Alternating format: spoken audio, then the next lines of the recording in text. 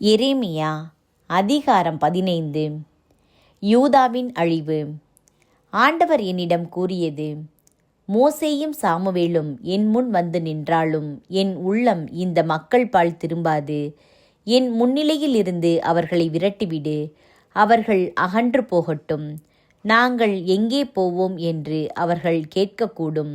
அப்போது நீ அவர்களுக்கு கூற வேண்டியது, ஆண்டவர் கூறுவது இதுவே: சாவுக்குரியோர் சாவர், வாளுக்குரியோர் வாளால் மாழ்வர், பஞ்சத்துக்குரியோர் பஞ்சத்தால் மடிவர், நாடு கடத்தலுக்குரியோர் நாடு கடத்தப்படுவர்.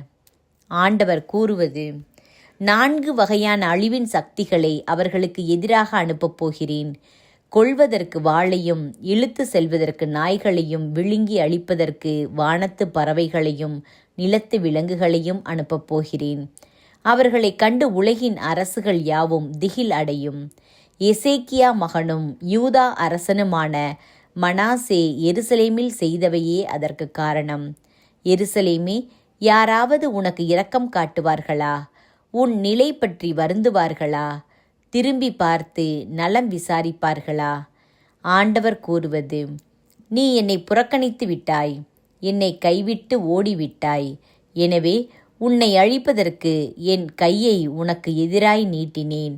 இரக்கம் காட்டி சலித்து போனேன். நாட்டின் வாயில்களில் நான் அவர்களை முரத்தால் தூற்றி சிதறடித்தேன். அவர்களை தனியாக தவிக்க விட்டேன். என் மக்களை அழித்து விட்டேன். ஏனெனில் அவர்கள் தங்கள் தீய வழியிலிருந்து திரும்பவில்லை. கடற்கரை மணலை விட அவர்களின் கைம்பெண்களின் எண்ணிக்கையை மிகுதியாக்கினேன். இளைஞர்களின் அன்னையருக்கு எதிராக கொலைஞனை பட்ட பகலில் கூட்டி வந்தேன். திடீரென அவள் துயரும் திகிலும் அடைய செய்தேன். 7 பெற்றவள் சோர்வுற்றாள், மூச்சு திணறினாள். அவள் வாழ்வில் கதிரவன் மறைந்து விட்டான். அவள் வெட்கி நாணமுற்றாள். எஞ்சி இருப்போரை அவர்களுடைய எதிரிகளின் முன் வாளுக்கு இரையாக்குவேன் என்கிறார் ஆண்டவர்.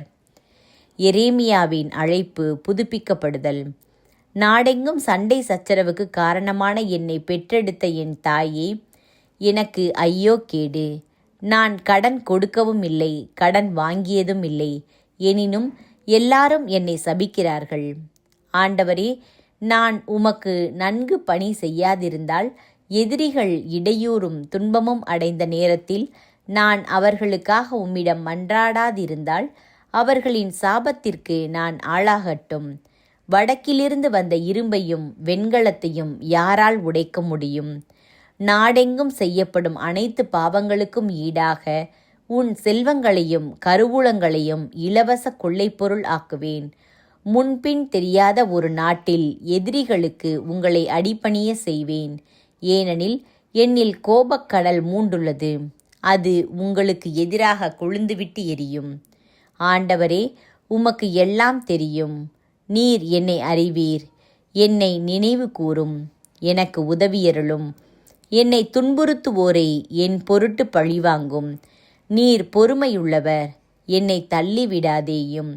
உம் பொருட்டு நான் வசைமொழிகளுக்கு ஆளாகிறேன் என்பதை நினைவில் கொள்ளும். நான் உம் சொற்களை கண்டடைந்தேன், அவற்றை உட்கொண்டேன். உம் சொற்கள் எனக்கு மகிழ்ச்சி தந்தன, என் உள்ளத்திற்கு உவகை அளித்தன. ஏனெனில் படைகளின் ஆண்டவரே, உம் பெயரே எனக்கு வழங்கலாயிற்று. களியாட்ட கூட்டங்களில் அமர்ந்து நான் மகிழ்ச்சி கொண்டாடவில்லை.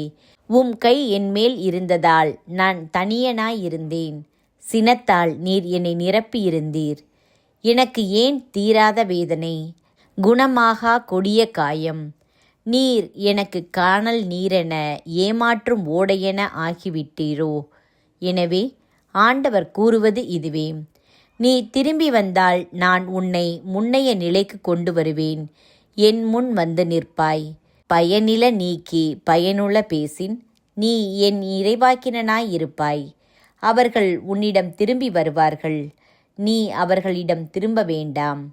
நான் உன்னை அவர்கள் முன் வலிமை வாய்ந்த வெண்கல சுவராக்குவேன். அவர்கள் உனக்கு எதிராய் போராடுவார்கள், ஆனால் உன்மேல் வெற்றி கொள்ள மாட்டார்கள்.